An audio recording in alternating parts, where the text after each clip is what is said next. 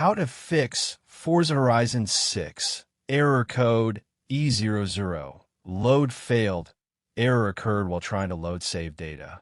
To resolve this issue, first, run the game as an administrator. Right-click on the game in Steam. Select Manage, and then click Browse Local Files. Over here, look for the game's executable file, and then right-click on this file. Go to Properties. Open the Compatibility tab, and then enable Run this program as an administrator. Click Apply, and then hit OK. Check if this fixes the issue. And if it doesn't, try allowing the game in your antivirus program. Head over to Windows Security. Navigate to Virus and Threat Protection. Scroll to the bottom. Click Manage Ransomware Protection, and then click Allow an app through controlled folder access. Click on Yes to allow. Next, click on Add an allowed app, then click Browse all apps. From here, head over to the game installation folder, and then select the game's executable file, and click Open. Once you're done with it, do the same for Windows Defender Firewall. Head over to Windows Defender Firewall, and click on Allow an app or feature through Windows Defender Firewall. Change settings.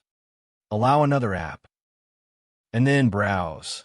From here, head over to the game installation folder and select the game's executable file, and then click Open. Lastly, click on Add.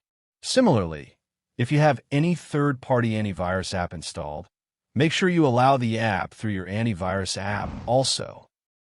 Check if this fixes the issue, and if it doesn't, try launching the game via Xbox app instead of Steam. First, make sure you have the Xbox app installed. You can either install it through Microsoft Store or Xbox official website. Once installed, launch the Xbox app and then log in with the same account which you are using in the Steam app. Next, click on your profile icon and then head over to Settings. Click on Library and Extensions, and then click on Steam. Over here, you need to make sure Show Installed Games option is turned on. Now, relaunch the Xbox app and head over to My Library. Over here, look for the Steam version of the game, and then click on it.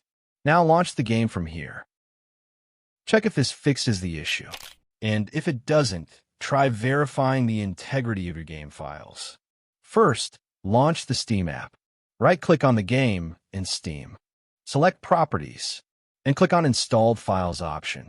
Then click on Verify the integrity of game files. Once it's done, check if this fixes the issue. And if it doesn't, try launching the game in compatibility mode.